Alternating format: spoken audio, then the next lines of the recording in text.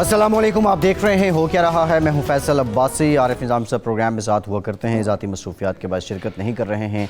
Studios में हमारे साथ मौजूद हैं ग्रुप एडिटर 92 न्यूज़ इरशाद मदारिफ साहब। इरशाद साहब बहुत शुक्रिया आपका, इसके साथ साथ हमें ज्वाइन कर रहे हैं पाकिस्तान मुस्लिम लीग नून के सीनियर रहनुमा हैं जनरल रिटायर्ड अब्दुल क़य्यूम साहब। बहुत शुक्रिया जनरल साहब, आपके वक्त का आपसे गुफ्तगू करेंगे।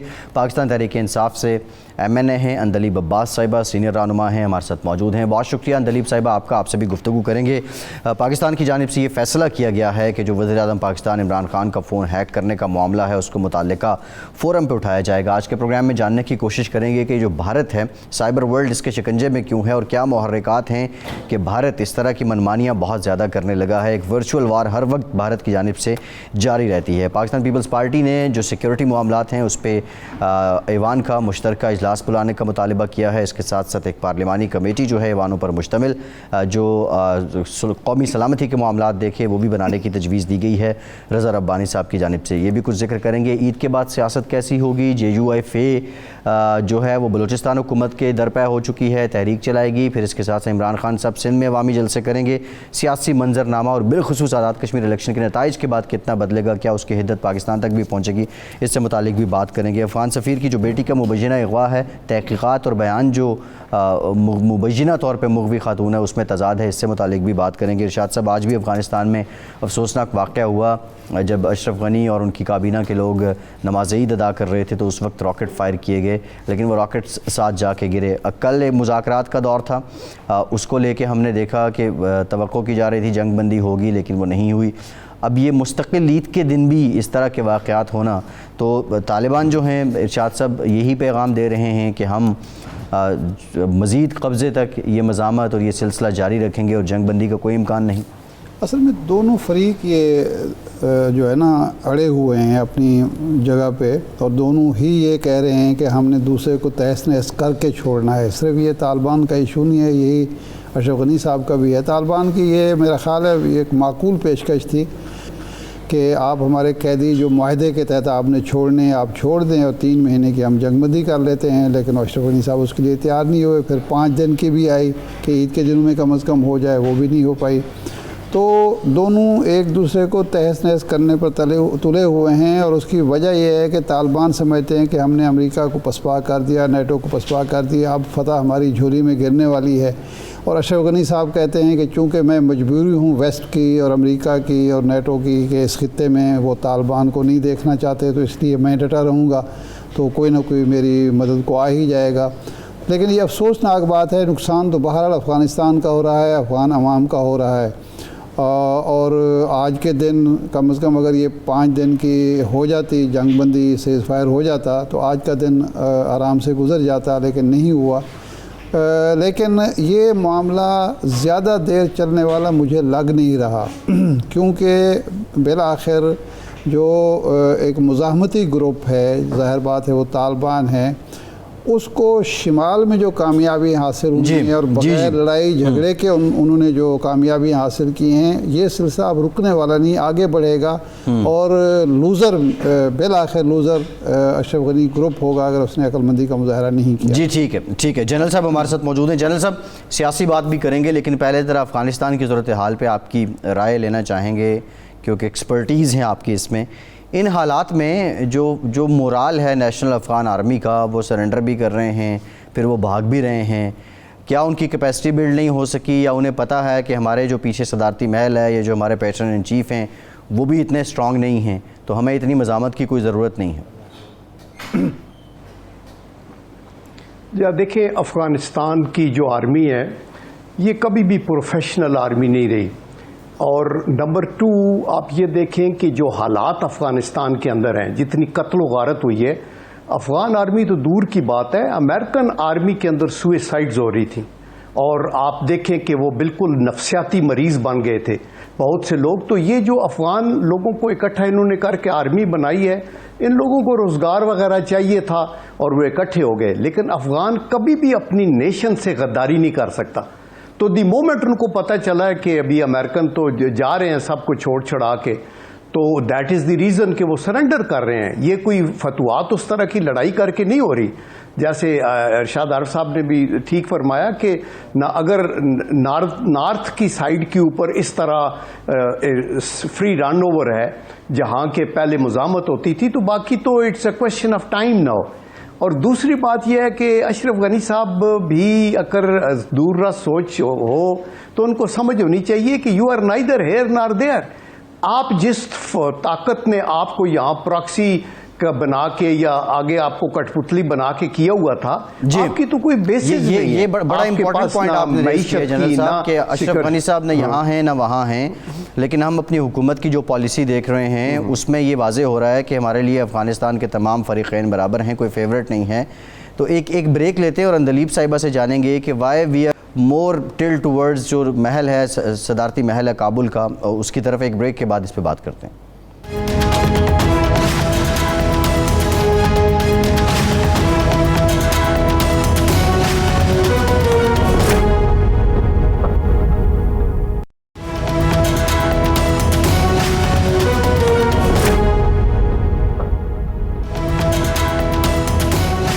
بریک کے بعد ایک بار پھر سے آپ کا خیر مقدم کرتے ہیں. اندلیب صاحبہ، ہم یہ دیکھ رہے ہیں اگر ہم ایران کی بات کریں، ہم چین کی، روس کی، تاجکستان کی، ازبکستان کی، ایون برطانیہ تک کی، ان کا جو جھکاؤ ہے وہ جو اپنے روابط بڑھانا چاہ رہے ہیں وہ طالبان کی طرف.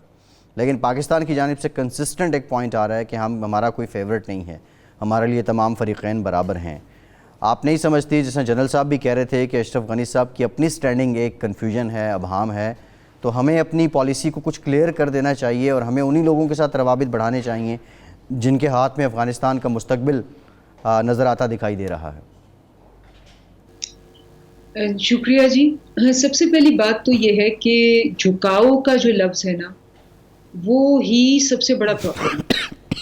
آپ ہمارا رول جو ہے، ہمارا ویژن جو ہے، ہم پیس لائیں پورے ریجن میں، اور ہم نے ہمیشہ کہا ہے کہ ہم فیسیلیٹیٹر بنیں. اگر فیسیلیٹیٹر بننا ہے تو ہمیں ٹرسٹ کرنا پڑے گا. اگر ٹرسٹ نہیں کریں گے تو وہاں یہ لڑائی ہوتی رہے گی. اور اگر جھکاؤ ہوا تو وہ صاف کہیں گے، جس کی طرف بھی جھکاؤ ہوا وہ کہے گا جی آپ تو ان کے ساتھ ہیں، آپ ان کے ساتھ جائیں، ہم تو آپ کے ساتھ نہیں بیٹھیں گے. جو ٹرسٹ کی بیسس ہوتی ہے وہ ہوتی ہے کہ جی اب باعث نہیں ہے، آپ کا ایک ہی ایجنڈا ہے کہ آپ نے امن لانا ہے اور ان کو ٹیبل پہ بٹھا کے ان کا ڈائلاگ کرانا ہے کہ نیگوشیٹڈ سیٹلمنٹ جو کہ افغان عوام کو قابل قبول ہو وہ آپ کریں. اس کے لیے آپ کو یاد ہوگا کہ 20 سال پہلے بھی جب یہ لڑائی شروع ہوئی تھی تو ایک بندہ تھا دنیا میں جو اس لڑائی کے خلاف تھا اور اس کا نام تھا پرائم منسٹر عمران خان. اور جس طرح سے 10 سال ان کو کرٹیسائز کیا گیا، 10 سے بھی زیادہ، اور ان کو کہا گیا کہ طالبان خان ہے، اور وہ کہتے رہے کہ جی ڈائلاگ کے علاوہ کچھ نہیں. اس لیے نہیں کہ ان کا جھکاؤ طالبان کی طرف تھا، وہ پرنسپل وہی تھا کہ جی سب کو بٹھائیں، ڈائلاگ کرائیں. پولیٹیکل سیٹلمنٹ جو ہوتی ہے وہی ہوتی ہے، ملٹری سولوشن نہیں ہوتی انڈیوربل. اور آج اگر لوگ کہہ رہے ہیں کہ جی آپ کا جھکاؤ کوئی کیوں نہیں ہے طالبان کی طرف، تو وہ اسی لیے کہہ رہے ہیں کہ جی بڑا ہو چھوٹا ہو، جب تک سارے سٹیک ہولڈرز نہیں بیٹھیں گے یہی ہوگا کہ ایک پارٹی ناراض ہوگی، ایک پارٹی تنگ کر رہی ہوگی، ایک پارٹی روٹھی ہوگی، ایک پارٹی بڑھ کے آگے جانے کی کوشش کر رہی ہوگی، تو امن نہیں ہوگا. تو اس لیے سب سے امپورٹنٹ بات یہ ہے کہ چاہے ہمیں پسند کرے نہ کرے لوگ، ہمارا جو بھی ہو، پرنسپل کیا کہتا ہے؟ پرنسپل کہتا ہے کہ آپ نے سارے سٹیک ہولڈرز کو بٹھا کے ایک نیگوشیٹڈ سیٹلمنٹ کرنی ہے. تو ٹھیک ہے اندلیب صاحبہ، آپ کا پوائنٹ آگے. ارشاد صاحب یہ تو خیر ایک جو بات اندلیب صاحبہ کر رہی ہیں، جنرل صاحب ایک اور بات کر رہے ہیں. اب سوال یہ کہ سٹیک ہولڈرز میں جتنے بھی لوگ ہیں یا جتنے فریق ہیں ان کی کیپیسٹی کیا ہے، اور اشرف غنی صاحب کی کیپیسٹی پہ بہت سوال اٹھتے ہیں. ارشاد صاحب، افغان سفیر کی جو بیٹی کا واقعہ ہوا، اب تحقیقات جو ہیں وہ کچھ اور بتا رہی ہیں، اس مبینہ طور پہ مغوی خاتون کا بیان کچھ اور ہے. اگر ہم یہ کڑیاں ملائیں جوہر ٹاؤن واقعے سے لے کے دین داسو کا جو انسیڈنٹ ہے اس کو لے کے اینڈ دین یہ معاملہ، کل بھی ہم بات کر رہے تھے ایک سازش ہے. بٹ دی کویسچن از دس کہ یہ سازشیں جو ہو رہی ہوتی ہیں، آپ سمجھتے ہیں کہ ہم بہت سی سازشوں کو پہلے بھانپ لیتے ہیں، ان کو کاؤنٹر کر لیتے ہیں، یا اکثر ہم سازش ہونے کے بعد ہی اس کا حل اور اس کا قضیہ سمیٹنے کے چکر میں ہوتے ہیں؟ ایک دو چیزیں ذہن میں رکھنی چاہیے. نمبر 1 تو یہ ہے کہ افغان سرزمین پاکستان کے خلاف آج بھی استعمال ہو رہی ہے اور پچھلے 20 سال سے استعمال ہوئی ہے, اور یہ استعمال ہوئی ہے جناب اشرف غنی صاحب کی وجہ سے, عبداللہ کی وجہ سے, حامد کرزئی کی وجہ سے, عبدالرشید دوستم کی وجہ سے, اور ان لوگوں کی وجہ سے جو امریکہ کے بل بوتے پر کابل کے حکمران تھے. انڈیا نے افغان سرزمین کو ہمارے خلاف استعمال کیا ہے انہی لوگوں کے بل بوتے پر. اور یہ جو افغان سفیر کی صاحبزادی کا معاملہ ہوا ہے, اب یہ معاملہ تو حل ہو گیا ہے کہ نہ وہ اغوا ہوئی ہیں. کم از کم ہمیں جو رپورٹس گورنمنٹ کی طرف سے, آئی جی اسلام آباد کی طرف سے, وزیر داخلہ شیخ رشید صاحب کی طرف سے, وزیر خارجہ شاہ محمود قریشی صاحب کی طرف سے پبلک کی گئی ہیں, ان کے مطابق وہ اغوا نہیں ہوئی. لیکن الزام یہ لگایا گیا کہ افغان سفیر کی صاحبزادی کو اسلام آباد شہر میں, جو سب سے زیادہ محفوظ شہر ہونا چاہیے, اغوا کیا گیا. اور تاثر یہ دیا گیا کہ اغوا کاروں نے جو گفتگو کی وہ بالکل ایک اشارہ دینا مقصود تھا کہ یہ کسی عام آدمی نے نہیں کیا, بلکہ وہ اسٹیٹ ایکٹرز ہی تھے جو اغوا کر رہے تھے, اور جو سفیر کے بارے میں گفتگو کر رہے تھے وہ اسٹیٹ ایکٹرز ہو سکتے ہیں. تو اور پھر یہ کہ جب تحقیقات ہو رہی ہیں, جناب اشرف غنی صاحب نے, جنہیں ہم برابر قرار دے رہے ہیں طالبان کے, اور ہم کہہ رہے ہیں کہ ہمارا کوئی فیوریٹ نہیں ہے, انہوں نے اپنے سفیر کو بلا کے وہ تحقیقات کا دروازہ بھی بند کر دیا تاکہ وہ جو پروپیگنڈا پاکستان کے خلاف ہو رہا ہے, پاکستان کی ریاست کے خلاف, اداروں کے خلاف, وہ جاری رہے. کیونکہ اگر وہ سفیر صاحب یہاں موجود ہوں گے, ان کی صاحبزادی یہاں ہوں گی, تحقیقاتی اداروں سے اگر, تفتیشی اداروں سے اگر تعاون کیا جائے گا تو اس کے نتیجے میں اصل صورتحال سامنے آ جائے گی پبلک کے اور انٹرنیشنل میڈیا کے, انٹرنیشنل کمیونٹی کے, کہ جی یہ سارا ڈرامہ تھا اور پاکستان کو بدنام کرنے کی ایک سازش تھی. تو اس کو چھپانے کے لیے, اس کا کور اپ کے لیے ان کو باہر بھیج دیا گیا, اور وہ تشریف کابل نہیں رہ گئے, ترکی چلے گئے ہیں. جی اور یہ اطلاعات بھی گشت کر رہی ہیں کہ وہ صاحبزادی جو ہیں وہ اسائلم لے رہی ہیں جرمنی میں. یہ سمجھ نہیں آتی کہ وہ کابل کا سفیر ہے اور کابل جانے کے بجائے یہ جرمنی اور ترکی کا ذکر کیوں آ رہا ہے. جی بالکل. ایک بات, اس لیے جو لوگ یہ کہہ رہے ہیں کہ ہمیں بہرحال ایک واضح ہونا چاہیے کہ ہم ان لوگوں کے ساتھ, اشرف غنی جو ہے وہ فیئرلی وہاں اقتدار میں نہیں بیٹھا ہوا کہ وہ کسی پبلک کا نمائندہ ہو یا اس کو فیئر اینڈ فری الیکشن کے ذریعے وہاں نے منتخب کیا. ان کو طاقت کے ذریعے امریکہ نے, نیٹو نے فوج کے ذریعے بٹھایا گیا تھا. یہ لوگ جنہوں نے پسپا کیا ہے نیٹو کو یا امریکہ کو, وہ عوامی طاقت سے اور اپنی قوت سے, یعنی 50,000 یا 60,000 گھریلوں کا 1.5 لاکھ دنیا کی well equipped, well trained army کے ساتھ مقابلہ تھا. $2,000 بھی لگ گئے اس میں. ہاں, اور اس کو پبلک کی سپورٹ نہ ہوتی تو وہ یہ جنگ نہیں کر سکتے. اس لیے ہمیں اس معاملے میں کلیئر ہونا چاہیے. اور یہ جو معاملہ ہے اب تو کم از کم کڑیاں مل گئی ہیں کہ پاکستان کو بدنام کرنے کی, یعنی داسو کیوں ہو رہا ہے کہ پاکستان اور چین کے تعلقات خراب ہوں اور پاکستان ایک غیر محفوظ ریاست ڈکلیئر ہو. یہ سفیر صاحبزادی کا معاملہ کیوں ہے, اسلام آباد غیر محفوظ شہر ڈکلیئر ہو. جب ہم FATF کے اجلاس ہو رہا ہے, لاہور میں بم دھماکہ ہوتا ہے, حافظ سعید کی رہائش گاہ پر ہوتا ہے, یہ ڈکلیئر ہو کہ یہاں دہشت گرد موجود ہیں, دہشت گردی موجود ہے, اور FATF کا اجلاس بھی ہوتا ہے. یہ ارشاد صاحب, ساری جو کڑیاں آپ نے احاطہ کیا ہے, یہ کڑیاں جو مل رہی ہیں, اس میں ہمیں بالکل کلیئر ایک پالیسی اختیار کرنی چاہیے, کسی ابہام کا اور خوف اور دباؤ کا شکار نہیں ہونا. یہ جو آپ نے احاطہ کیا ہے کہ یہ ایک انٹرنیشنل سازش آپ کہہ لیں, پڑوسی ملک کی سازش کہہ لیں, اس کے تحت یہ ہو رہا ہے. جنرل صاحب, بنیادی طور پہ یہ جو ڈیولپمنٹس پے در پے ہو رہی ہیں, پرائم منسٹر کا فون ہیک کرنے کا جو معاملہ ہے, اب حکومت کہہ تو رہی ہے کہ متعلقہ فورم سے ہم رجوع کریں گے, لیکن ساتھ ہی ساتھ وہ یہ بھی کہہ رہے ہیں کہ نواز شریف کے دور میں یہ فون جو ہے ہیک ہوا ہے. اور جو وزیر مملکت ہیں فاروق حبیب صاحب, انہوں نے کہا کہ نواز شریف صاحب جو ہیں وہ فون ٹیپ کرنے کے ماہر ہیں, یہ تاریخ جو ہے وہ بتاتی ہے. تو یہ ذمہ داری کیا کہتے ہیں نواز شریف صاحب پہ ڈالی جا سکتی ہے, اور ان حالات میں آپ کی نظر میں حکومت کا یہ بیانیہ کس حد تک کارآمد ہوگا؟ دیکھیں دس از ویری انفارچونیٹ کہ ہم سوچے سمجھے بغیر حکومت کے جو یہ نمائندے ہیں کچھ الیکٹڈ کچھ ان الیکٹڈ وہ آ کے ایک بات کہہ دیتے ہیں جو سبسٹینشیٹ نہیں ہو سکتی. دیکھیں اگر کوئی ہیکنگ میں انوالو ہے تو وہ آپ کا دشمن انڈیا ہی ہے جس نے ہر طرح کے جرنلسٹ کا بھی اور باقیوں کا بھی ہے اور وہ کبھی چین سے نہیں بیٹھے گا. تو ہمیں اگر اپنی توپوں کا رخ اپنے ملک کے اندر وداؤٹ اینی پروف شروع کر دیں گے تو آپ دشمن کی مدد کر رہے ہیں. تو ایک تو بات یہ ہے اس کی ضرور انکوائری ہو اور اس میں فوراً یہ جو اور انڈیا ہی انوالو ہے اور اس کو ہائی لائٹ بین الاقوامی سطح پہ کیا جائے اور یہ بتایا جائے کہ ان کے کتنے کالے کرتوت ہیں کہ یہ پاکستان کے اندر بھی نفاق اور ہمارے جو لیڈر حکومت میں ہوں یا اپوزیشن میں ہوں ان کے ساتھ بھی ان کا یہ رویہ ہے. تو یہ ایک اس ایفرٹ کے اوپر ہمیں جانا چاہیے. دوسرا ابھی یہ افغانستان کے ایمبیسڈر کی بیٹی کا مسئلہ آئی ایم شیور یہ سامنے آئے گا. یہ ساری چالیں ہیں.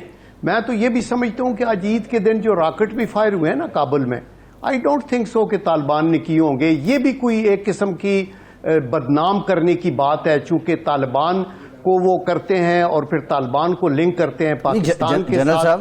تو دیٹ از وائی. جنرل صاحب یہ چالیں کیسے سامنے آئیں گی؟ آپ کے لیڈر کشمیر میں جا کے حکومت پہ کشمیر کی سوداگری کا الزام لگاتی ہیں. ایک اور صاحب ہیں وہ جو ہے وہ غداری کی باتیں کرتے ہیں. یہ جو اس وقت ایک ہیجان ہے ملک کے اندر جو سیاسی قیادت ہے تو یہ معاملات کیسے انفولڈ ہوں گے؟ یہ کیسے سامنے آئیں گی سرکار؟ جی عباس صاحب آپ بڑی ویلڈ بات آپ کر رہے ہیں. دیکھیں اس کے لیے یہ ضروری ہے کہ ملک کے اندر ایک سٹیبلٹی ہو. ہم پالیٹکس کریں ایک دوسرے کے اوپر تنقید بھی کریں لیکن حدود و قیود کے اندر رہ کے کریں.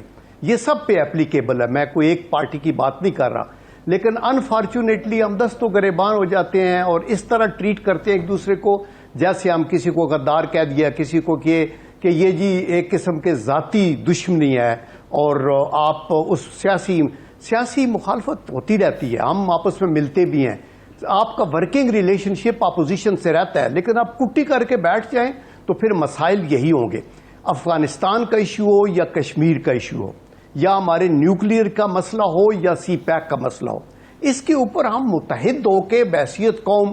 اور یہ بڑی اچھی سجیشن ہے کہ آپ کا ایک جوائنٹ سیشن ہو اور اس کا ہوم ورک پہلے کیا جائے جیسے آپ نے یمن کا کیا تھا. اس میں عمران خان صاحب بھی شامل ہوئے تھے. یہ جوائنٹ سیشن میں نے 20 منٹ کی تقریر بھی کی تھی. پھر ہم نے ریکمنڈیشنز بنائی تھی اس کے اوپر اور پھر وہ ہم نے دی. اس سے پرائم منسٹر کے ہاتھ مضبوط ہوتے ہیں. تو انٹرنلی اس کو مضبوط کریں چونکہ باہر کا دشمن بہت ایکٹیو ہے. اور میں آپ کو سچی بات بتا رہا ہوں کہ انڈیا جو ہے وہ تل ملا اٹھائے یہ افغانستان کے اندر جو پسپائی امریکہ کی ہوئی ہے تو اس کی تو $3 ارب کی وہ اور ان ایڈیشن ٹو دیٹ جو پاکستان کو 2 ڈائریکشن وار سیناریو وہ کریٹ کر کے بیٹھا ہوا تھا. اور ہمارے اندر آپ کے خیال میں یہ میران بیس اور کامرا بیس اور GHQ یہ حملے ان کا بینیفیشری کون تھا جو ہمارے صاف جہازوں پہ اور P3C اورینٹ پہ وہ انڈیا ہی تھا. تو دیٹ از دی ریزن کہ ان کو یہ ابھی ہے کہ اگر یہ سیف ہو جائے گا تو کچھ نہیں ہوگا. اور آخری بات میں یہ کہنا چاہتا ہوں کہ دیکھیں ہم یہ تو کہہ رہے ہیں کہ اشرف غنی کا obviously there is no match چونکہ وہ تو ایک ٹولہ ہے جو کہ ابھی یہ ریلیونٹ ہوتا جا رہا ہے اور ہو جائے گا. لیکن چونکہ بین الاقوامی سطح کے اوپر پاکستان کے اوپر انگلیاں اٹھا کے پہلے بھی کہتے تھے کہ یہ ڈبل ایج کھیل رہے ہیں فلانا اس لیے آئی تھنک حکومت کو پھونک کے قدم رکھنا ہے اور ان کی ٹائٹ روپ واکنگ ہے. تو دیر فور اگر وہ کہتے ہیں نا کہ ہم ایبسولوٹلی کوئی انٹرنل مداخلت نہیں کرتے تو میرے خیال میں یہ رائٹ اسٹریٹجی ہے کہ ہمیں کسی طرح سے بھی افغانستان کے انٹرنل ایشوز کے اندر ہمارا کوئی رول نہیں ہے. ہم صرف فیسیلیٹیٹ کر سکتے ہیں. ہم DGISPR نے کہا کہ ہم گارنٹی. اندلیب صاحبہ یہ جو پرائم منسٹر صاحب کو فون ہیک کرنے کی اٹیمپٹ تھی اس پہ یہ جو آپ لوگ اپنا رہے ہیں کہ نواز شریف کے دور میں ہوا اور جیسا فاروق صاحب بھی کہہ رہے ہیں کہ نواز شریف جو ہیں وہ تاریخی لحاظ سے بھی ماہر رہے ہیں ان چیزوں کے. ٹھیک ہے ڈومیسٹک پالیٹکس میں تو ہو سکتا ہے سب چیزیں لیکن بھارت کے تھرو نواز شریف کو کیوں ضرورت پڑی تھی کہ وہ عمران خان کا فون ٹیپ کروائیں؟ دیکھیں میں نے تو ان کا بیان اس طرح سے نہیں سنا لیکن یہ جو پرائم منسٹر کا فون ٹیپ ہوا ہے یہ تو ایک بہت بڑی جو ابھی لیکس ہوئی ہیں پیگاسو لیکس ہیں اس کا نام جیسے پناما لیکس ہوئی تھی یہ پیگاسو لیکس ہیں میڈیا لیکس ہیں. یہ اس میں واشنگٹن پوسٹ شامل ہے اس کے اندر گارڈین شامل ہے, کنسورشیم ہے بڑے بڑے میڈیا ہاؤسز کا جنہوں نے مل کے اس کو ایکسپوز کیا ہے, اور اس کے اندر پتہ چلا کہ پیگاسو جو ہے وہ ہے جی یہ اندلیب صاحبہ یہ پتہ ہے عوام کو, بٹ دی کویسچن از دس کہ is that Nawaz Sharif responsible for that کہ ان کے دور میں یہ فون ٹیپ ہوئے؟ تو میں نے کہا نا کہ میں نے ان کی سٹیٹمنٹ نہیں سنی تو میں کامنٹ نہیں کروں گی. یہ تو اس وقت جو ایکسپوزے ہوا ہے, یہ ایکسپوزے جو ہے یہ بہت امپورٹنٹ اس لیے ہے کیونکہ اسرائیل اور انڈیا کا نیکسس جو ہے وہ سب سے بڑے میڈیا ہاؤسز نے کیا ہے, اور اس کے اندر پتہ چلا ہے کیونکہ یہ بڑا ڈینجرس سائبر وارفیئر ہے. یہ 5th جنریشن نہیں, یہ 6th جنریشن وارفیئر ہے, میں آپ کو بتا رہی ہوں, کیونکہ یہ آپ کے اسمارٹ فون سے بھی اسمارٹر ہے. یہ آپ کے میرے کسی کے بھی فون میں جا کے یہ ہماری ساری موومنٹس, یہ تصویریں بھی ہماری لے کے, اور یہ اتنا ڈینجرس ہے. اسی وجہ سے مودی نے جو راہل گاندھی کا, عمران خان کا اور کوئی 30-40 ٹاپ جو وہاں جرنلسٹ ہیں ان کے کیے, ایمنسٹی انٹرنیشنل اس میں شامل ہے, اور ہم ایز اے گورنمنٹ اس کو بالکل اٹھا رہے ہیں کیونکہ یہ ہماری ہمیشہ سے پلی ہے. ڈس انفارمیشن لیب میں بھی 750 ویب سائٹس آئیں, 20 سال سے یہ لوگ آپریٹ کر رہے تھے اور ہمیں پتہ ہی نہیں تھا. اور یہ ڈیڈ جو ہارورڈ کے پروفیسرز ہیں ان کے بیان دے دے کے کہ جی وہ کہہ رہے ہیں کہ پاکستان بڑا ٹیررسٹ ہے, فلانا ایکسپرٹ کہہ رہا ہے بڑا ٹیررسٹ ہے, اور اس کو EU کے نام سے فلوٹ کیا جا رہا تھا. اور یہ ایک نیٹ ورک آہستہ آہستہ پھٹ رہا ہے, اور یہ بڑا اپرچون مومنٹ ہے جس کو ایز اے گورنمنٹ ہم نے اس کو لے کے اس کو ہر پلیٹ فارم پہ ہم نے ایکسپوز کرنا ہے کہ فیٹم میں کیا چل رہا ہے, کہ ہر جگہ کیا چل رہا ہے. ٹھیک ہے اندلیب صاحب, ایک بریک لیتے ہیں یہیں سے. یہ ڈسکشن جو ہے, یہ جو اب یہ اتنا بڑا نیٹ ورک ہے, یہ کچھ گروپس کی مدد سے تو اس پہ نہیں کیا جا سکتا. اس کے لیے عوام جو عام سبسکرائبر ہے, جو پاکستان میں اسمارٹ فون یا انٹرنیٹ استعمال کرتا ہے, سوشل میڈیا استعمال کرتا ہے, اس کو ایک نیشنل نیریٹو کے لیے کیسے موبلائز کیا جائے گا, یہ ایک بہت بڑا سوال ہے. بریک کے بعد یہ جانیں گے, ہمارے ساتھ رہیے.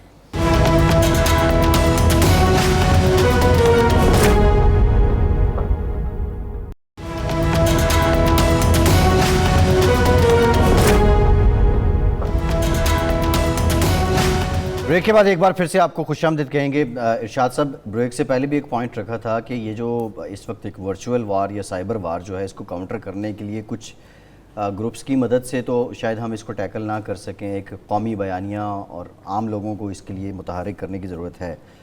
لیکن انڈیا اور اسرائیل یہ کیسے انہوں نے کر لیا, اور ان کے ساتھ ساتھ اور کتنی لابیز یا کتنے ملک ہیں؟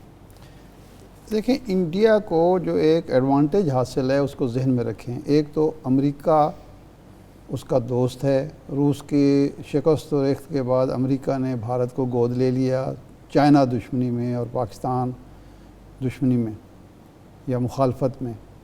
دوسرا اسرائیل اس کے ساتھ ہے.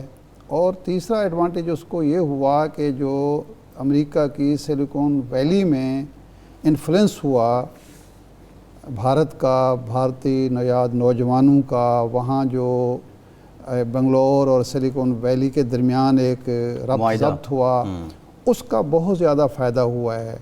اور سوشل میڈیا پہ اور یہ جو ڈیجیٹل میڈیا ہے اس پہ اس کی رسائی ہمارے مقابلے میں کہیں زیادہ ہے.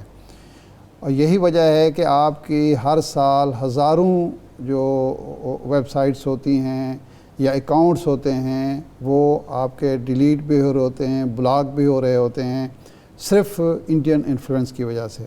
تو اس جنگ کا مقابلہ کرنے کے لیے ہمیں وسائل بھی چاہیے, ذہانت بھی چاہیے, اور ایک اسٹریٹجی بھی چاہیے. موجودہ حکومت کر رہی ہے اس حوالے سے. فواد چودھری جب سائنس ٹیکنالوجی کے منسٹر تھے انہوں نے بڑی کوشش کی, اب بھی وہ یقیناً کوشش کر رہے ہوں گے شبلی فراز صاحب, لیکن بہت زیادہ ہمیں ان کوششوں کو مجتمع کرنے کی ضرورت ہے. اور یہ اس صورت میں موجود ہو سکتا ہے, ممکن ہو سکتا ہے جس طرح کہ جنرل صاحب کہہ رہے ہیں کہ حکومت اور اپوزیشن کم از کم چند نکات پر متفق ہوں کہ ہماری توانائیاں, ہماری صلاحیتیں ان نکات پر ایک دوسرے کے خلاف استعمال نہیں ہوں گی. یہ کتنی انفارچونیٹ بات ہے کہ اغوا کا ڈرامہ ہوتا ہے اور مریم نواز صاحبہ ہر جلسے میں یہ ثابت کرنے کی کوشش کرتی ہیں کہ اسلام آباد میں واقعی اسلام آباد غیر محفوظ ہو گیا ہے اور یہ اغوا کا معاملہ بالکل درست ہے اور اس پہ شرمندہ ہونا چاہیے عمران خان کو اور عمران خان کی حکومت کو، اور معذرت کرنی چاہیے، معافی مانگنی چاہیے افغانستان سے۔ اب آپ ایک سابق وزیر اعظم جو 3 بار وزیر اعظم رہ چکے ہیں، آپ 3 دفعہ وزیر اعظم ہاؤس میں رہ چکی ہیں، آپ کو یہ زبان استعمال کرتے ہوئے 100 بار سوچنا چاہیے۔ آپ مودی کے حوالے سے تو کوئی بات نہیں کر رہی اور عمران خان کو اس ایشو پر بھی کنڈیم کر رہی ہیں جو پاکستان کے مفاد کا ایشو ہے، حساس ایشو ہمارے لیے۔ تو یہ صورتحال جو ہے ہمیں تبدیل کرنی ہوگی اور ہمیں جاننا ہوگا، سمجھنا ہوگا کہ کون کون سے فریق ہیں جو کس انداز میں پاکستان کو، پاکستان کی ریاست کو، پاکستان کے اداروں کو گھیرنے کی کوشش کر رہے ہیں، اور ہمیں اس گھیرے کو ختم کرنے کے لیے، اس گھراؤ کا خاتمہ کرنے کے لیے ہمیں کیا کرنا چاہیے۔ جب تک یہ ہم نہیں سمجھیں گے اور آسان اس جنگ کو سمجھیں گے، ہماری مشکلات بڑھیں گی۔ اس میں جنرل صاحب اے پی ایس سانحے کے بعد ایک نیشنل ایکشن پلان آیا تھا، لیکن اس سے پہلے بھی جو ٹیررزم تھا پاکستان میں، سیاسی جماعتیں بہت سے معاملات پہ متفق ہو چکی تھیں اور پھر اس پہ پولیٹکس نہیں ہوتی تھی۔ اب آپ کو کیا لگ رہا ہے بطور ڈیفنس ایکسپرٹ، بتائیے کہ اگلے جو 2-3 سال ہیں اس میں یہ سازشوں کی نئی ویو کوئی آنے والی ہے اور ہمیں کسی نئے نیشنل ایکشن پلان کی ضرورت ہے، یا آلریڈی جو چیزیں موجود ہیں انہی پہ ہم عمل درآمد کر لیں؟ اگر اس طرح ایک دوسرے کے جو کپڑے ہیں وہ چوراہے میں دھلتے رہے، پھر تو نقصان تو قوم کا ہی ہونا ہے۔ میں نے اس سے پہلے بھی یہ کہا ہے کہ ہمیں اپنی انٹرنل پالیٹکس میں اس حد تک نہیں جانا چاہیے کہ ہم اپنے اپوننٹ، پولیٹیکل اپوننٹ کو اپنا ذاتی دشمن سمجھیں۔ ابھی آپ دیکھیں یہ ہیکنگ کا ایشو ہوا ہے تو فوری طور پہ ایک نمائندہ حکومت کا ہے تو اس نے نواز شریف صاحب کا نام لے لیا۔ ابھی جو اندلیب بات کر رہی ہیں وہ ٹھیک بات کر رہی ہیں کہ ہماری جو اسٹریٹجک لائن ہے وہ یہی ہونی چاہیے کہ ہمارا دشمن کون ہے۔ جب آپ آپس میں انٹرنلی ہم کریں گے تو ہم ویک ہوں گے اور دشمن کو فائدہ ہوگا، یہ سچی بات ہے۔ سو دیر فور آج جو ہے نا، جو ارشاد عارف صاحب نے بھی بتایا، انڈیا، اسرائیل، امریکہ، اور انٹرسٹ یہی ہے کہ پاکستان سٹیبلائز نہ ہو، افغانستان سٹیبلائز نہ ہو، سی پیک آگے نہ چلے، پاکستان کے پاس جو نیوکلیئر آرسنل ہے اس کو ہم کنٹروورشل بنانے کی کوشش کریں۔ تو آپ جو کہہ رہے ہیں نا اگلے 3 سال ہمیں بہت چوکنا ہوگا، لیکن یہ 3 سال میں چوکنے اب کیسے ہو سکیں گے؟ اس کی چابی جو ہے وہ پرائم منسٹر کی جیب میں اور حکومت کی جیب میں ہوتی ہے۔ حکومت اکاموڈیٹو ہوتی ہے اور کئی دفعہ ارریلیونٹ قسم کی کرٹیسزم کو بھی سن لیتی ہے اور پھر اکٹھے بیٹھتے ہیں۔ آپ کو یاد ہے کہ نیشنل ایکشن پلان بنا تھا، اس وقت بھی ٹاکنگ ٹرمز پہ عمران خان صاحب نواز شریف صاحب کے ساتھ نہیں تھے، لیکن ان کو ریکویسٹ کی گئی کہ آپ آئیں، اور اس میں آرمی کی لیڈرشپ بھی تھی، بیٹھ کے فیصلہ ہوا، کمیٹیز بنی سارے صوبوں میں، اس میں corps commander, I G police, D G rangers, chief minister, governor, بڑی مثالیں جنرل صاحب، بڑی مثالیں، کراچی آپریشن بڑی مثال ہے، قائم علی شاہ صاحب جو تھے ان کو یہ، اور اس سے آگے ہمیں چلنا ہے۔ لیکن ایک سوال ہے، جو سٹیٹمنٹس آئی ہیں، جو مریم نواز صاحبہ نے سٹیٹمنٹس دی ہیں کراچی میں، کشمیر میں، آپ ان کو کنڈیم کرتے ہیں؟ دیکھیں بات کنڈیم کرنے کی نہیں ہے، مسئلہ آپ کے انٹرنل ماحول کو بہتر کرنے کا ہے۔ جو کچھ یہ گنڈا پور صاحب کہتے رہے ہیں یا جو کچھ ان کے لوگ کہتے ہیں، یعنی آپ سٹیٹ اوے، ڈاکو، چور، پرسنل ایبیوزز تک لوگ آتے ہیں، تو ایسی صورت کے اندر یہ میں نے پہلے کہا ہے کہ یہ ماحول ملک کے لیے بہتر نہیں ہے۔ اس میں نہ حکومت کی طرف سے نہ اپوزیشن کی طرف سے ریڈ لائنز کو ہمیں کراس نہیں کرنا چاہیے اور ہمیں آگے موو کرنا چاہیے۔ اس ماحول کو بہتر کرنا کس نے ہے؟ وہ حکومت نے کرنا ہے۔ اور آپ دیکھیں 1973 میں کانسٹیٹیوشن جب بنا تو ولی خان صاحب کو خوش تو نہیں تھے ذوالفقار علی بھٹو صاحب کے ساتھ، ساروں کو اکٹھا کر کے بیٹھ کے بات کی، چونکہ میں 2 پرائم منسٹر کے ساتھ ملٹری سیکرٹری رہا ہوں اور میں نے یہ دیکھا ہے ماحول کے کیسے آپ ایک دوسرے کو اکاموڈیٹ کرتے ہیں، بات سنتے ہیں، بات اپنی سناتے ہیں، and then remain firm on your principles. لیکن ایک دوسرے پہ اگر آپ کیچڑ اچھالیں، پرسنل اٹیک کریں، کریکٹر اسیسینیشن کریں، ٹھیک ہے اندلیب صاحبہ ایک سجیشن لگوائیں، جی ایک سجیشن آئی ہے جوائنٹ سیشن کی कौमी सलामती के मामले पे और इन कैमरा। खैर जब जॉइंट सेशन इतने ज़्यादा लोग बैठे होंगे, इन कैमरा भी कर लें, उसमें जो सब्सटेंस है उसने बाहर तो आना ही है। हुकूमत क्या इस पे सोच रही है? और फिर एक सवाल और है, जो लास्ट नेशनल सिक्योरिटी मीटिंग हुई उसमें प्राइम मिनिस्टर जो हैं वो मौजूद नहीं थे। ये अभी जिस तरह जनरल साहब भी बात कर रहे हैं कि प्राइम मिनिस्टर के पास चाबी है, इन तमाम जो मसाइल का हल है वो कम से कम अकोमोडेट कर सकते हैं। तो अगर जॉइंट सेशन होता है, आप लोग बुलाने के लिए तैयार हैं और प्राइम मिनिस्टर उसमें शिरकत करेंगे? देखिए, सबसे पहले तो जॉइंट सेशन ज़रूर होना चाहिए, और अगर इन कैमरा करना है तो वो बिल्कुल होना चाहिए। इस वक्त जो हालात हैं हमारे इर्द गिर्द, उसके अंदर अगर कंसल्टेशन और डिस्कशन हो जाए और अगर वो इन कैमरा हो तो बेहतर है हमारे लिए, तो उसमें तो कोई मज़ायका नहीं है। हाँ, जहाँ तक प्राइम मिनिस्टर का ताल्लुक है, लास्ट में नेशनल असेंबली के स्पीकर ने ही क्लैरिफाई किया था कि शहबाज शरीफ साहब जो अपोजिशन लीडर हैं, उनकी तरफ से एक पैगाम आया था कि अगर प्राइम मिनिस्टर आए तो दे विल वॉक आउट। तो इसलिए प्राइम मिनिस्टर ने समझा कि ये बदमज़गी होगी, इस वक्त सिक्योरिटी का बहुत बड़ा एक डिस्कशन होनी है, तो वहाँ तू मैं अगर हो गई वो तो एक बड़ा बुरा इंप्रेशन जाएगा। बट मेरा ख्याल है कि इस दफ़ा जब होगा तो इंशाल्लाह प्राइम मिनिस्टर ज़रूर आएंगे, अगर इस किस्म का कोई थ्रेट ना मिली तो। जी ठीक, बहुत शुक्रिया अंदलीब अब्बास साहिबा, जनरल रिटायर्ड अब्दुल कयूम साहब। आप दो ब्रेक लेते हैं और ब्रेक के बाद बात करेंगे ईद के बाद सियासी दर्जा हरारत बढ़ेगा या कम होगा। हमारे साथ रहिए।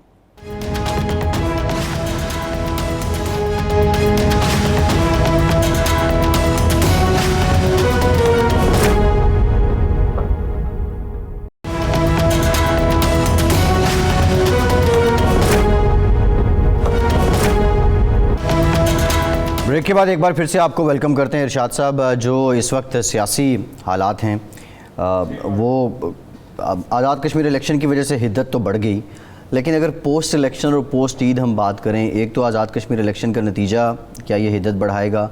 फ़ारूक हैदर साहब ने पेशगी ऐलान कर दिया है कि मैं इस्लामाबाद में धरना दूंगा। JUIFA बलोचिस्तान में जाम कमाल साहब की हुकूमत के पीछे पड़ गई है। पीपल्स पार्टी अपने मामलात पार्लियामान तक रखे हुए है। ये हिद्दत आपको बढ़ती नज़र आ रही है या कूल डाउन होंगे कुछ? देखें, आज़ाद कश्मीर का जो मामला है ना, वो एक ख़ुसूसी हैसियत है आज़ाद कश्मीर की, और मेरा नहीं ख्याल कि रियासत उस हिद्दत को बढ़ने देगी। कोशिश ज़रूर होगी। देखें, ये मरीम नवाज़ साहिबा का कैंपेन चलाना आज़ाद कश्मीर में एक सिग्निफिकेंट वाक़या है। मुस्लिम लीग नून के सरबराह जनाब और सरबराह भी हैं, वो पार्लियामान लीडर भी हैं, शहबाज शरीफ साहब आज़ाद कश्मीर एक दिन भी नहीं गए, उनको जाना चाहिए था। और जो मरीम नवाज़ साहिबा ने जो गुफ्तगू की, जो कुछ हुई, उससे फ्रस्ट्रेशन तो साफ़ नज़र आती है कि वहाँ के नताइज क्या हो सकते हैं, क्या आ रहे हैं, वो हम अंदाज़ा कर सकते। इवन गैर मकबूल लोगों के नाम भी वो अपने खिताब में लेती रहीं और जिस अंदाज में गुफ्तगू होती रही, यानी वहाँ कश्मीर का इशू कब डिस्कस हुआ है। यानी कश्मीर का इशू तो ये था कि जी 5 अगस्त के इक़दामात, तहरीक आज़ादी कश्मीर, लॉकडाउन जो 1-2 साल से चल रहा है, और इस कश्मीर के मामलात, इनका मुस्तकबिल, ये तो डिस्कस ही नहीं हुआ। डिस्कशन तो ये हुआ कि जी इसके हकूक़ तल्फ़ के, यानी आप दुनिया को ये बता रहे हैं कि जो कुछ मोदी मकबूजा कश्मीर में कर रहा है, इमरान खान इस आज़ाद कश्मीर में करना चाहते हैं। इससे ज़्यादा बदज़ौक़ी नहीं का लफ्ज़ मैं इस्तेमाल करूँगा, बदज़ौक़ी नहीं हो सकती कि आप मोदी को और इमरान खान को एक मकाम पे खड़ा करें और बार बार मुआजना करें। तो कोशिश ज़रूर होगी मरीम नवाज़ साहिबा की, और शायद ये जो फ़ारूक हैदर साहब हैं, बड़े आनेस्ट आदमी हैं, बड़े अच्छे आदमी हैं, और उनका एक बैकग्राउंड है, पॉलिटिकल भी और फैमिली बैकग्राउंड भी, लेकिन कोई नॉर्मल आदमी वो नहीं है, जज्बाती तवाज़ुन उनके अंदर नहीं है। तो वो इसकी कोशिश ज़रूर करेंगे, लेकिन मेरा नहीं ख्याल कि ये कोशिश कामयाब होगी। लेकिन पाकिस्तानी सियासत के अंदर एक महदूद नोयत की हिद्दत ज़रूर पैदा होगी, लेकिन वो बिल्कुल आर्जी होगी, क्योंकि सारे फरीक ये मान चुके हैं, तस्लीम कर चुके हैं, बल्कि तय कर चुके हैं कि अब फैसला जो होगा वो अगले इलेक्शन में होगा। अगले इलेक्शन इवेंट चलेगा ना। अच्छा, ایک تو یہ بیرونی معاملہ ہے. اس سے پہلے جہانگیر ترین گروپ نے بھی ایک میٹنگ بلا لی ہے جو حکومت کی جانب سے وعدے کیے گئے تھے, کس حد تک مکمل ہوئے, کس حد تک نہیں ہوئے. پی ٹی آئی کا انٹرنل پریشر, اس کا مومنٹم کچھ بڑھے گا, برقرار رہے گا, یا یہ اب اگلے بجٹ تک معاملات ہوکے ہیں؟ میرا خیال ہے اس بجٹ نے بہت ساری چیزیں طے کر دی ہیں کہ اگر انٹرنل کوئی عدم اطمینان تھا یا کوئی تقسیم تھی تو وہ بھی ختم ہو گئی ہے, اور اپوزیشن کی طرف سے جو آخری کارڈ کھیلا جا سکتا تھا وہ بھی نہیں کھیلا گیا. ختم کیسے ہوگی ارشاد صاحب؟ ختم اس لیے ہو گئے کہ یہ بجٹ جو تھا اس پر ہی مسلز جو ہے نا دونوں اپنے شو کر سکتے تھے. بارگین ہو گیا انٹرنلی ہوئی نہ نہیں, اصل میں اپوزیشن کو یہ سمجھ آ گئی کہ یہ سسٹم نے اپنی مدت پوری کرنی ہے. نہیں وہ تو اس میں تو ارشاد صاحب ایک لمحے کو مائنس کریں نا اپوزیشن کو. ایک بات میں آپ کو بتاؤں, ایک امکان ہو سکتا ہے کہ جی الیکشن 23 کی بجائے 22 کے آخر میں ہو جائیں یا 23 کے ابتدا میں ہو جائیں, آغاز میں ہو جائیں, جنوری فروری میں ہو جائیں, لیکن یہ نہیں ہو سکتا کہ 21 میں کسی قسم کی تبدیلی ہے یا 22 کے ابتدا میں کچھ ہو. اس کے امکان مجھے نظر نہیں آ رہے. کو خدا نہ خاصا بڑا حادثہ ہو جائے. بنیادی جو میں آپ سے جاننا چاہ رہا ہوں, دیکھیں اپوزیشن کو تو مائنس کر دیں اس لمحے پہ کہ وہ ارلی الیکشن چاہتی ہے, وہ کوئی بھی نہیں چاہتا. اگر ابھی ارلی الیکشن کرواتے ہیں تو وہ پھر خان صاحب کو انگلی کٹوا کے شہیدوں میں نام شامل کرنے والی بات ہے. پی ٹی آئی کا جو انٹرنل پریشر ہے, اب کیا یہ جو اگر کچھ ہوتا بھی ہے تو وہ بارگین یا کچھ لوگ اٹھیں گے, وہ اگلے بجٹ تک کے اٹھیں گے, یا کوئی بہت بڑی قانون سازی ہونی ہوئی اٹھیں گے, یا نہیں اٹھیں گے؟ وہ تمام معاملات طے ہو چکے ہیں. جب وہ اپوزیشن جس کی زندگی موت کا ایشو ہے عمران خان کا اقتدار, تحریک انصاف کی حکومت, وہ یہ مان رہی ہے یا اس نے یہ طے کر لیا ہے کہ جی مدت پوری کرنی ہے اس حکومت نے, تو اندر جو 10 20 4 50 لوگ ہیں ان کو کیا پڑی ہے کہ وہ ایک ایسی سچویشن پیدا کریں جو نہ ان کے فائدے میں ہے. فنڈز نہیں, فنڈز کے حصول کے اور بھی طریقے ہیں, اور وہ طریقہ نہیں ہے کہ آپ, کیونکہ دیکھیں نا اس بجٹ میں وہ کچھ نہیں کر سکے تو اگلے بجٹ میں کیا کریں گے. تو میرا خیال ہے اب جو ہوگی گیو اینڈ ٹیک بھی ہوگی, وہ بلیک اس بجٹ سے جہانگیر ترین صاحب کو کچھ نہیں ملا. نہیں, جہانگیر ترین صاحب کو اب ان کے خلاف کوئی کچھ ہو تو نہیں رہا تو ملا ہے نا کچھ نہ کچھ. دیکھیں نا, یہی ان کے گروپ کے شامل لوگوں کا مدعا تھا. جو ان کے ایک ایم پی اے کے خلاف ایف آئی آر درج ہوئی تھی وہ بھی فریز ہے نا, جی وہ بڑی چیز ہو گئی ہے نا. اچھا ایک اور مطلب ہے کہ وہ دونوں فریق جو ہیں ون ون پوزیشن میں ہیں, تو اب کسی کو ایک دوسرے سے نارمل ہیں, حالات نارمل ہیں, ایک طرح سے سیز فائر ہے. ارشاد صاحب, جے یو آئی نے, مجھے تو لگ رہا ہے کہ شاید مولانا نے اب پالیسی بدل رہی ہے کہ وفاق کو مزید ٹارگٹ نہیں کرتے, تو اب بلوچستان میں جام کمال حکومت کے خلاف تحریک چلانے کا انہوں نے اعلان کیا ہے. کسی حد تک وہ اثر انداز بھی ہو سکتے ہیں بلوچستان میں اگر یہ تحریک کامیاب ہو جاتی ہے. اس کے کوئی امکانات ہیں اول تو کامیاب ہونے کے, اور ماضی کی طرح اس کے سائے یا اس کی پرچھائیاں یا اس کے اثرات اسلام آباد تک بھی پہنچیں گے؟ میرا خیال یہ ہے کہ مولانا فضل الرحمان افغانستان کے ایشو سے سیاسی فائدہ پاکستان کے اندر اٹھانا چاہتے ہیں اور اٹھا سکتے ہیں, کیونکہ بلوچستان کی پشتون بیلٹ جو ہے وہ مولانا فضل الرحمان کے پاس ہے, اور وہ جو جام کمال حکومت کے حوالے سے بھی کوئی اسٹریٹجی ہوگی تو اس کا ٹارگٹ جام کمال نہیں ہوں گے, اور اس کا ٹارگٹ عمران خان بھی نہیں ہوں گے. اس کا مقصد یہ ہوگا کہ پشتون بیلٹ میں ہماری جو حیثیت ہے اس کے مطابق ہمیں اگلے الیکشن میں حصہ لینے دیا جائے, حصہ بقدر جسہ ہمیں ملنا چاہیے, اور ہمارے ساتھ وہ سلوک نہیں ہونا چاہیے جو 18 کے الیکشن میں ہوا ہے. اس سے زیادہ مولانا کی کوئی توقع بھی نہیں ہو سکتی, ڈیمانڈ بھی نہیں ہو سکتی. ٹھیک ہے ارشاد صاحب, پروگرام کا وقت ختم ہو گیا ہے. ہمارے بھی ناظرین ہیں ان سب کو عید کی پیشگی مبارک, اور پاکستان سے باہر جو لوگ ہیں ان کو عید مبارک. اجازت دیجیے.